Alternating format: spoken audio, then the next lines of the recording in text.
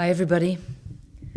Welcome to 2020 Wednesdays, Focused Insight. Thank you very much for including us in your evening and for being patient. We're trying to work out Facebook Live, being able to talk to Zoom so that people that aren't on Facebook can actually watch the service through Zoom. And we really thought we had it all worked out, and we're still having a little bit of trouble with it, but we're going to keep working on it because we want everyone that wants to be able to participate and connect through this way to our services to be able to do that. So we're going to keep working on it.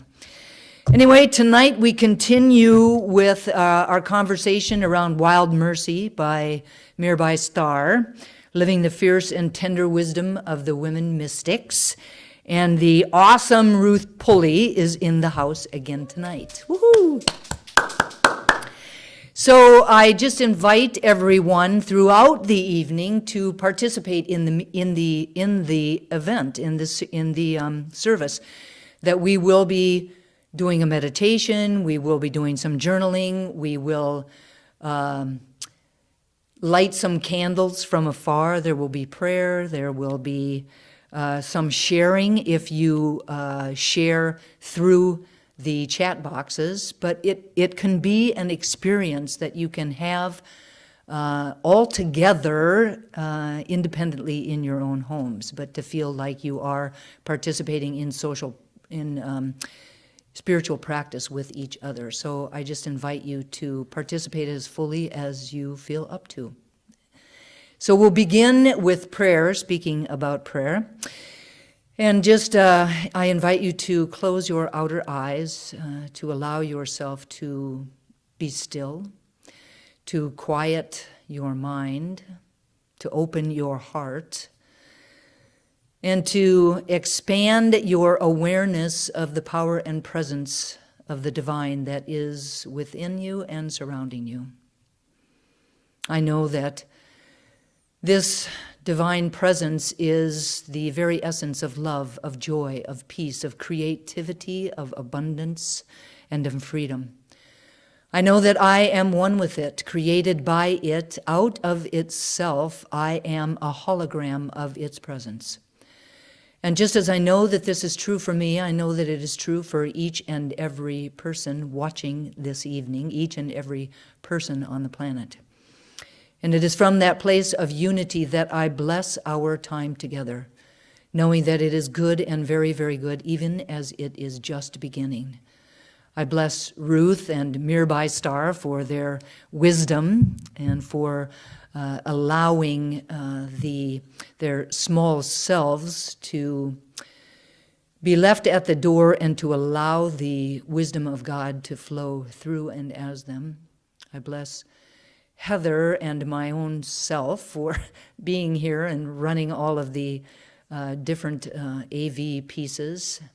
And I bless everyone in this community just for the warmth and love and support that we give each other on our spiritual path.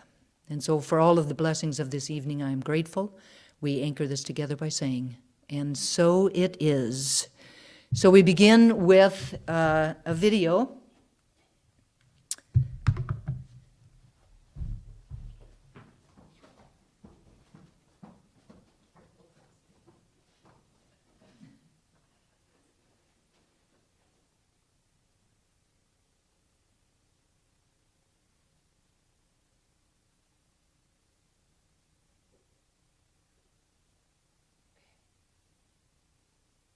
Thing. In some traditions and practices, often eyes are closed, and some eyes are open.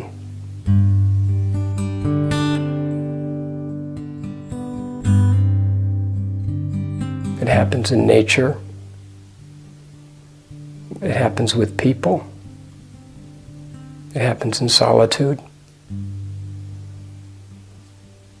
It happens in the midst of incredible busyness and incredible stillness. The conditions don't necessarily determine the experience. but sometimes they can cultivate it.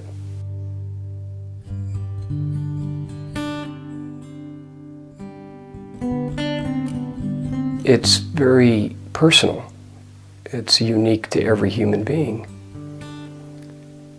And by virtue of that, it looks all different kinds of ways to all different kinds of people. Sometimes it looks pensive and stoic, quiet, silent. But other times it's joyful and happy and jubilant. It's beautiful. It's so beautiful. There's a quality to it. And because it's personal, the quality is very difficult to put into words because it's ineffable. Oftentimes when we try to put it into words, we're talking about it, and oftentimes not experiencing it. Right now is all we have, because truly, if we're not experiencing it now, when would we be experiencing it?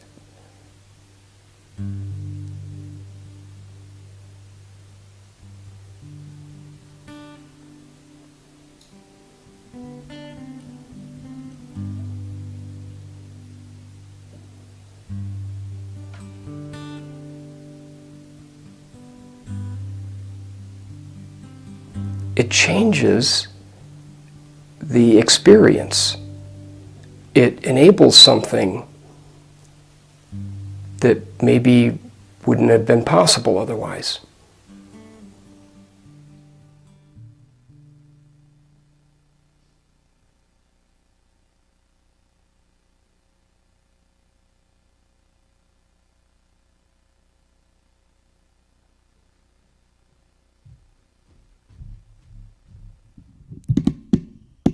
Good evening.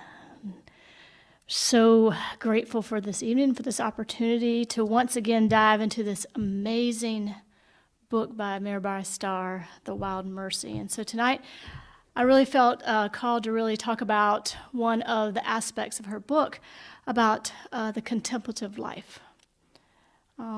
We have had an opportunity in these days to take a step back, some of us in our normal routines, and really focus on those things that are important and the stillness, the quiet, those things that normally busy our lives.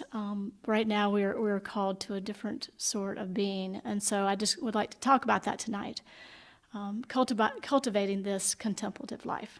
So I'd first like to start by reading a little bit from the book, and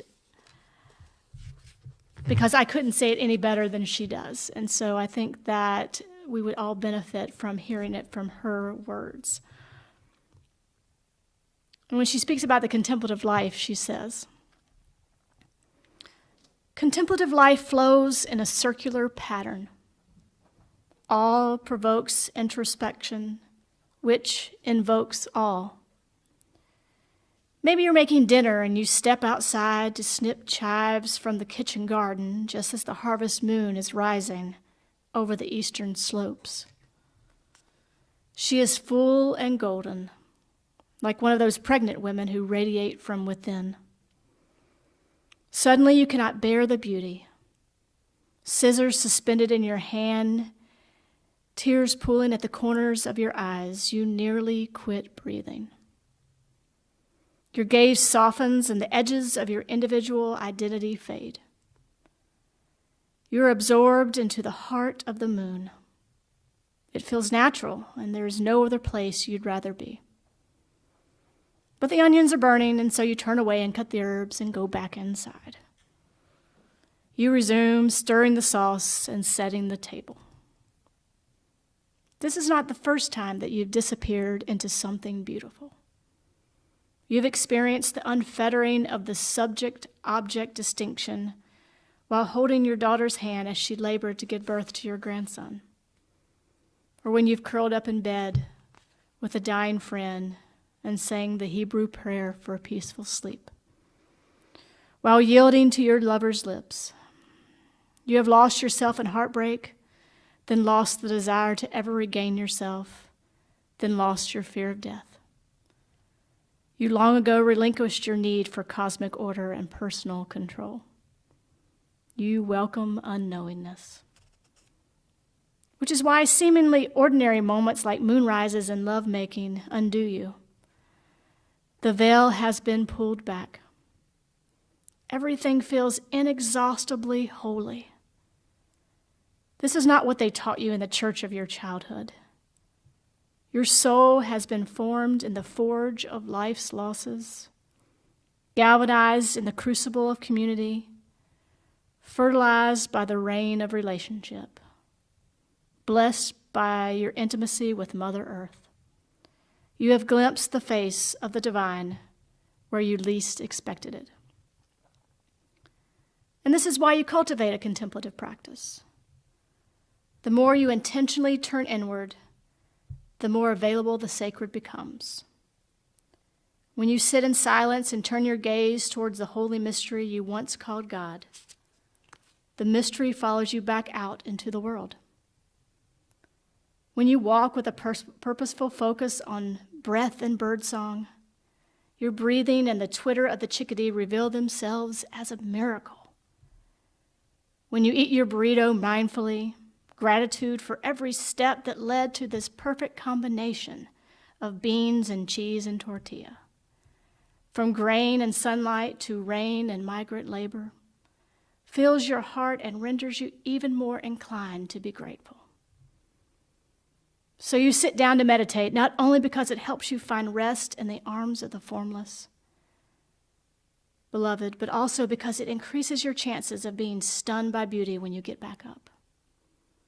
Encounters with the sacred that radiate from the core of the ordinary embolden you to cultivate stillness and simple awareness. In the midst of a world that is begging you to distract yourself, this is no easy practice. Yet you keep showing up. You're indomitable. You are thirsty for wonder. Man, what beautiful words to describe this way of being, this way of moving about the world, this way of growing deeper and deeper in our spiritual practice. So when we think about the contemplative life, many of us think about sitting in meditation for hours and hours and hours and on end, somehow waiting to transcend this human experience into something out there. But the contemplative life is not so much about transcending as it is about becoming fully present and aware of this human experience. The contemplative life is about being more human. But how do we make this space in our lives for the sacred seeing? Because that's the essence of what the contemplative life is all about, is the sacred seeing. We do this by intentionally and purposefully engaging in periods of spiritual practice. Now, sometimes that may look like sitting in quiet meditation. Sometimes that may look like walking in a park or through our garden.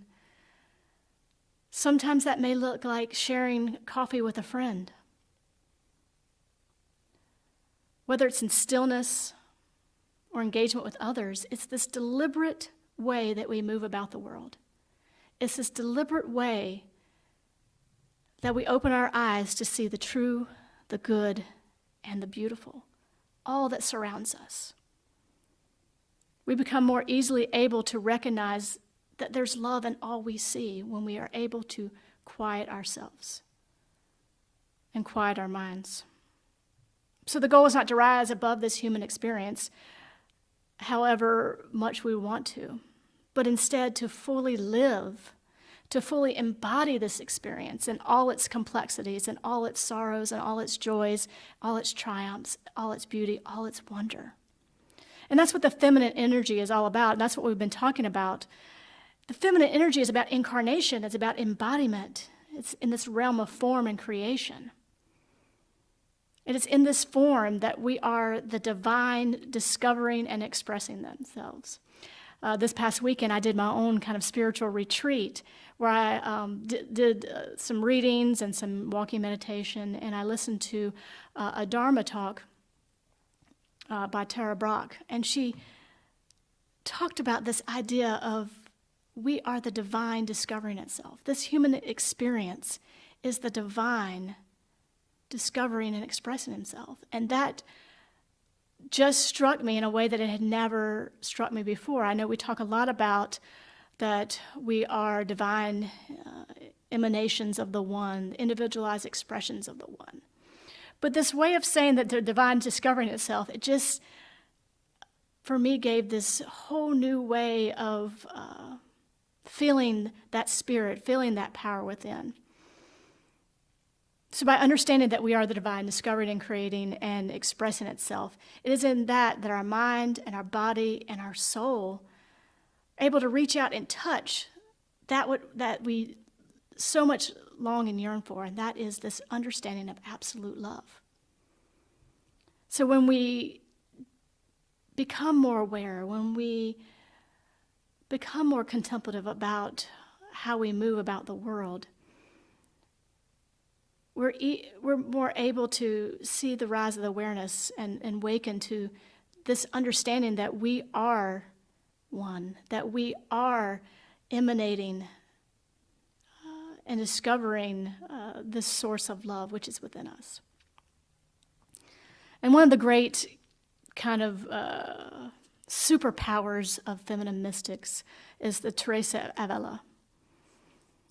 And she states, the important thing is not to think too much, but to love much, and so to do whatever best awakens you to love. I'll repeat that. The important thing is not to think too much, but to love much, and to do those things that awaken us to that awareness of love. And that's what the contemplative practice is about. It's about doing those things that feed your soul, the things that feed your mind, the things that feed your heart. And it looks different for everyone, and that's what's so amazing, that we're able to participate in these things that awaken us to this love. And so Teresa of Avila's life is a perfect example of this devotion to this expression of what we call a non-dualistic state. And that is basically the idea that we are embodied. We embody this spirit, that we're not separate from it.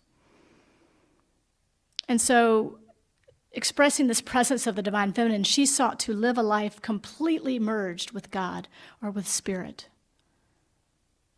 And for her, it meant turning inward and loving those places within ourselves.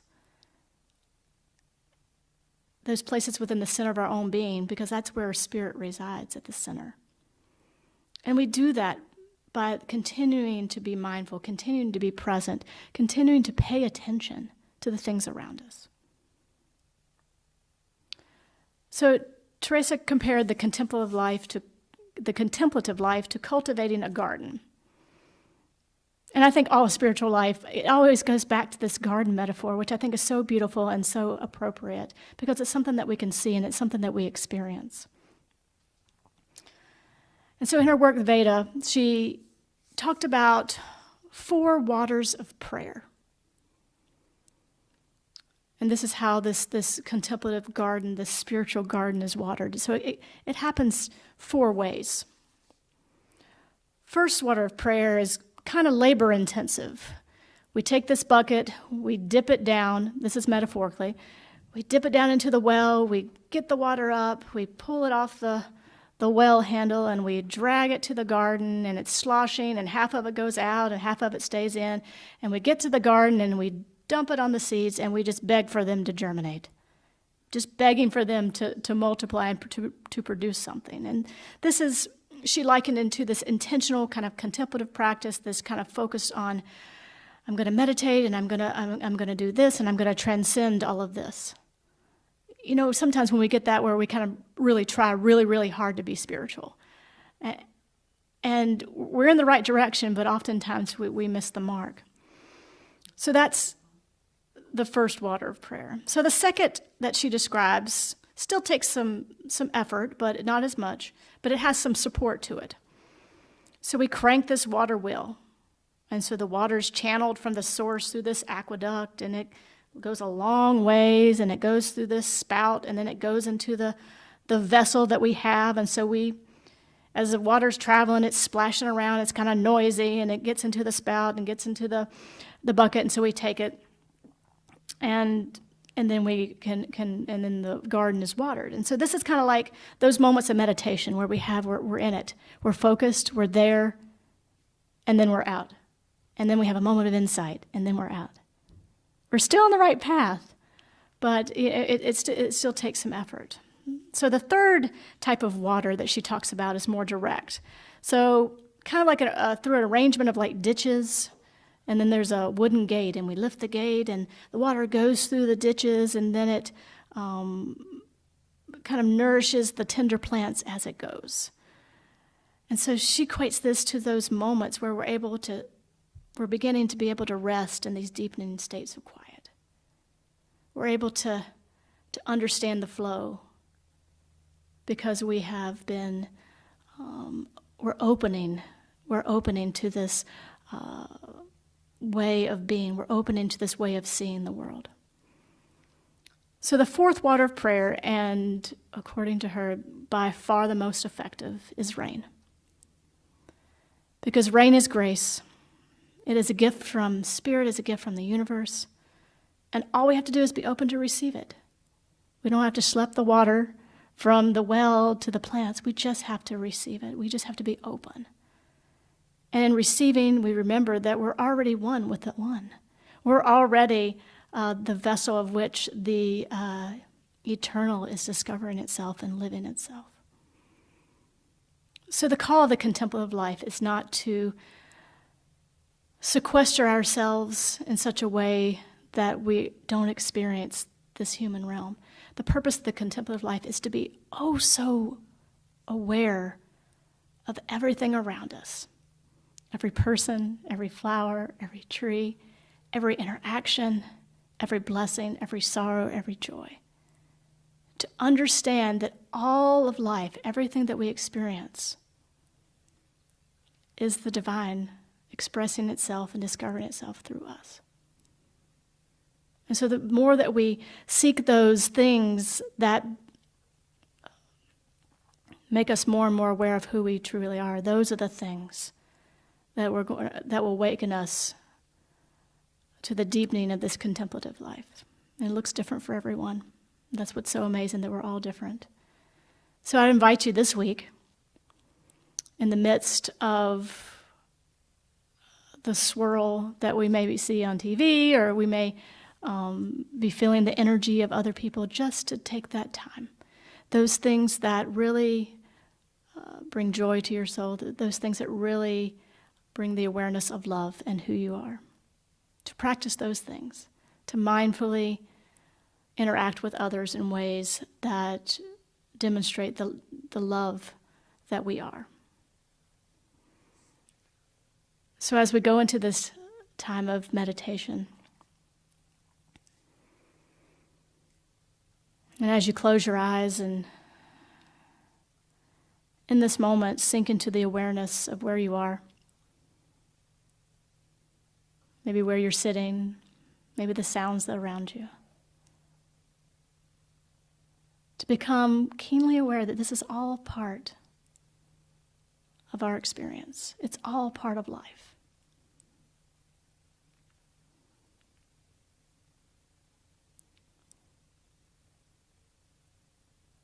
And to allow the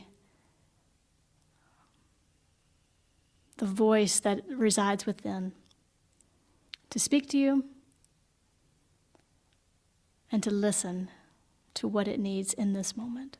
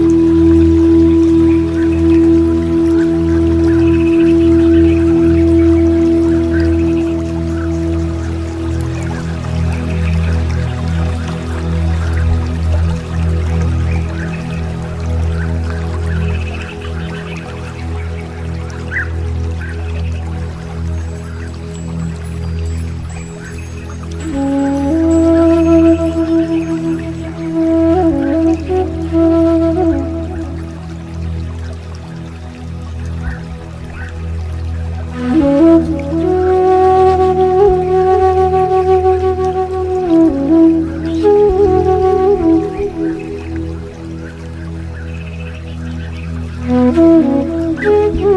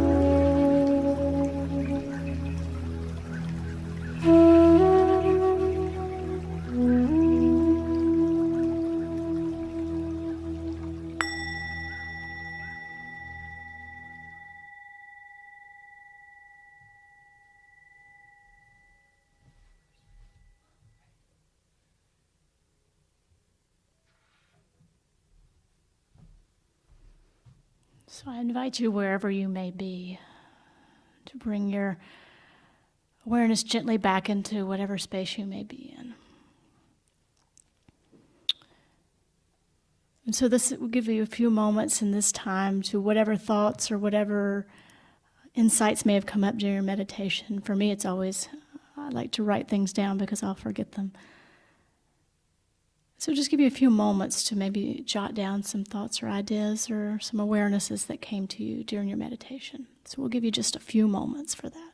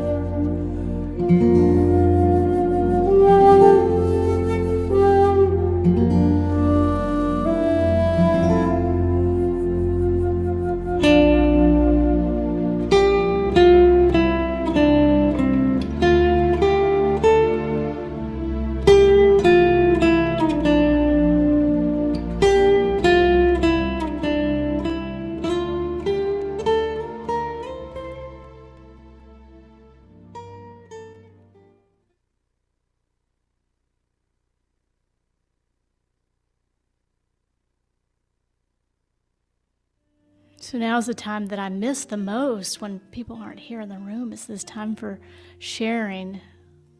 Oftentimes we learn from the thoughts of others, and I miss so much having everyone in the room and the energy. But at this time, if you do have a question or a thought that came up or anything that you'd like to call into being, if you would write the question in the comments section of the Facebook live feed, we can grab it and we can and speak it into the room.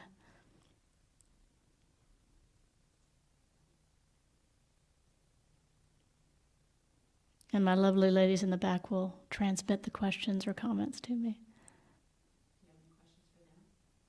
No, I have no questions.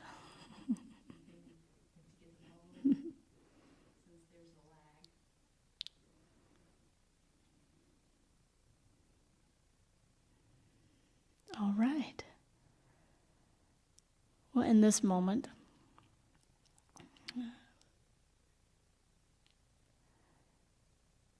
where we usually collectively light candles, I will collectively take all the energy and the lovely thoughts and the intentions that we have for our own practice, and I'll light this candle. So in this moment, if you'll just take a moment to think about the one thing this week, one activity or one interaction or one way of connecting that will enhance your awareness of this life and enhance your awareness of those things around you. Deepen your awareness. One thought, one activity, something that you can take with you in this moment and practice this week. So if you've got it in your mind, I'll give you a few moments. One way that you want to show up this week as the divine discovering itself. So if we have our intentions, I'm going to light the collective candle that solidifies these intentions for us.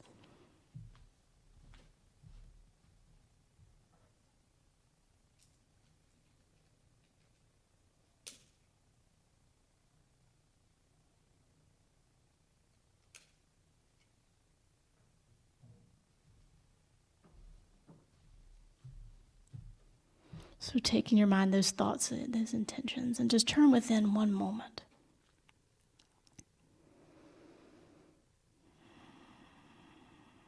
As we breathe in and out in this moment, as we feel the air filling our lungs and our bodies, giving oxygen and life to every cell of our being. And as we release that,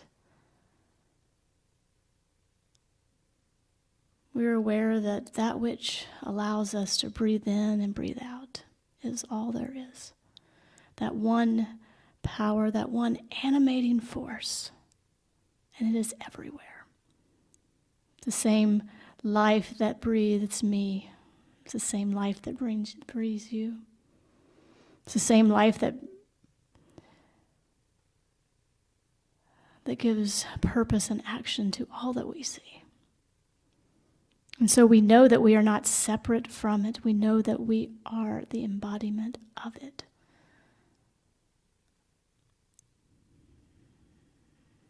That we are its house, its home. That it speaks through us, lives through us, dances through us, breathes through us, does all the things that we do. It is this animating force that flows through us. And so what I know in this moment, when I speak a word in this moment, knowing that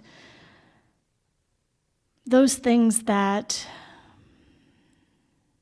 our soul yearns for, those things that our heart yearns for, those things that bring us closer and closer to this awareness of the divine presence within, this awareness of the absolute love that we are. That those activities, even now, are coming to mind. And knowing that those things that bring us closer are the things that we yearn for. So that we make an intention to practice those things more.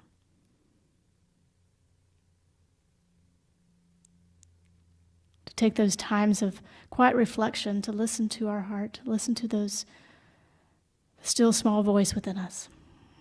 That is this universal presence whispering our name. So I'm grateful for this awareness. I'm filled with gratitude for our ability to become more and more aware of who and what we are. And so I speak these words into the universe that always says yes. And so it is.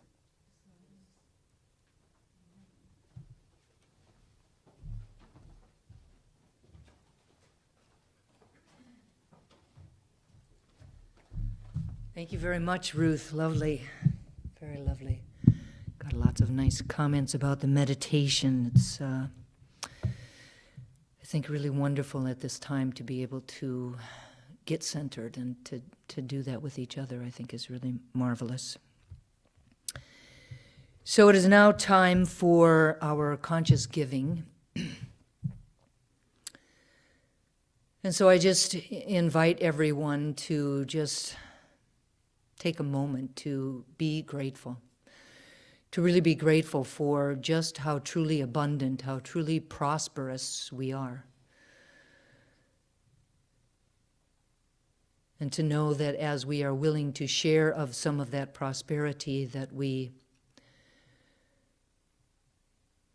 powerfully step into the flow of life, that really giving and receiving are one and the same. We can't have one without the other.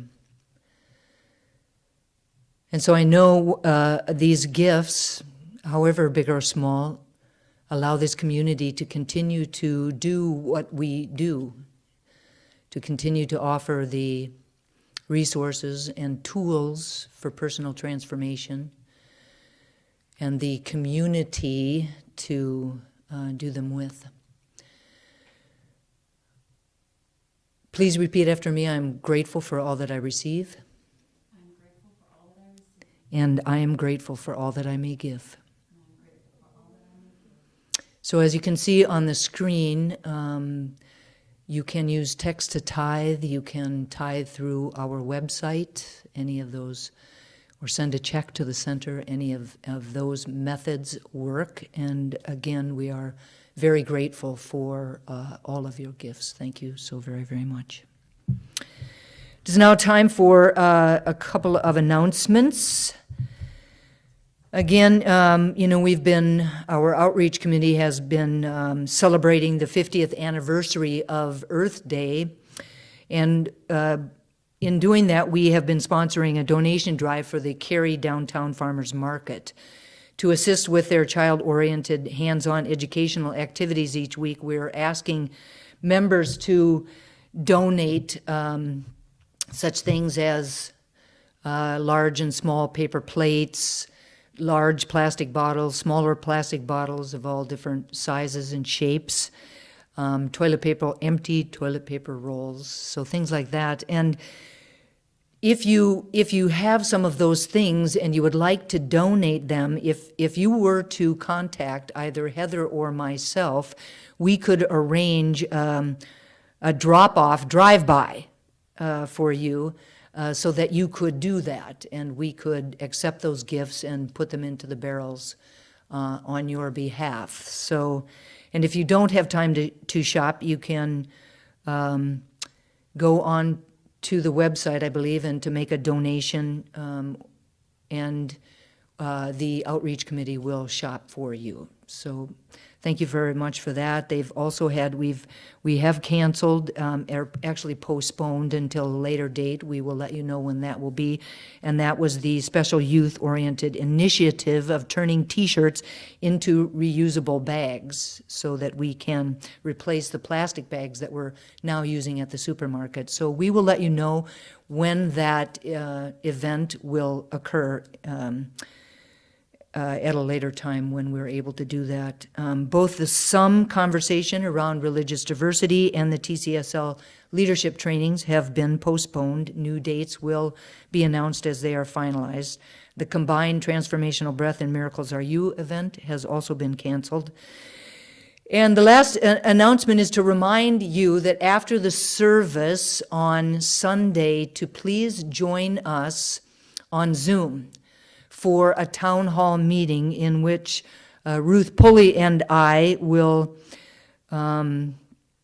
update everyone on, I guess, the State of the Union, on just how, on all things about the center over this last year. So please join us on that. There was a newsletter that went out today that has that link on it. If you don't get the newsletter and you would like to know what that link is, please contact me. The town hall meeting will begin at 12:15. If you would like prayer, please reach out. If you have an old program with you, you have all of the emails of all of the practitioners and all of the ministers. Please reach out to someone. We would love to be there for you in prayer. You can also go on to the website and click on Need a Prayer. Go into the prayer and care ministry section, and you can leave a prayer on there also. Give a call to the center's telephone number, and we will get those messages and we will call you. So please don't have anything heavy on your heart. Call and get prayer. We are here for you, absolutely. And I just would love you to turn within for a moment again, just to have a last opportunity to be grateful. Just this beautiful energy of gratitude, to surround ourselves with it, to wrap ourselves up with it like a burrito, to allow our awareness of it to fill every cell in our body, and to know that that gratitude is so generative of more and more things to be grateful about in our lives. I'm grateful for this time together. I'm grateful for Facebook Live. I'm grateful for Zoom. I'm grateful for Ruth. I'm grateful for Heather. I'm grateful for this community, for my awareness of Spirit and its presence in my life. And so I know that we leave this service this evening with a deeper understanding of that connection and of the role that spiritual practice plays in our life. And so it is. We have one last video.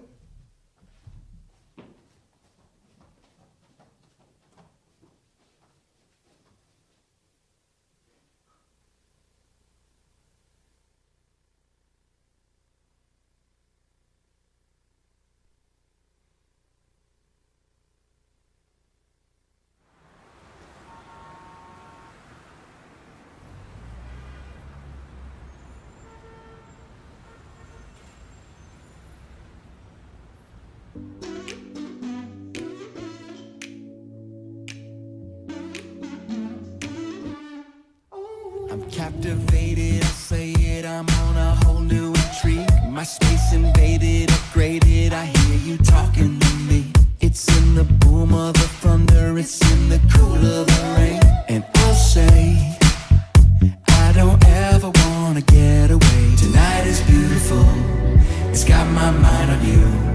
And everywhere I turn is a reminder. I see you in everything, all day. And every beat of my heart keeps reminding me. I see you in every little thing, all day.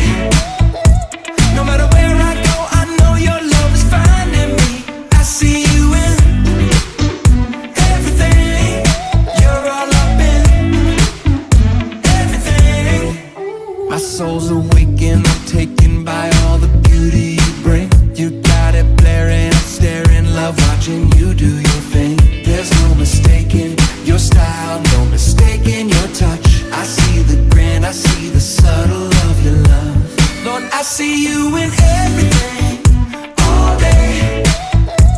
And every beat of my heart keeps reminding me. I see you in every little thing, all day. No matter where I go, I know your love is finding me. It's finding me in everything, all day. And every beat of my heart keeps reminding me. I see you in every little thing, all day. No matter where I go,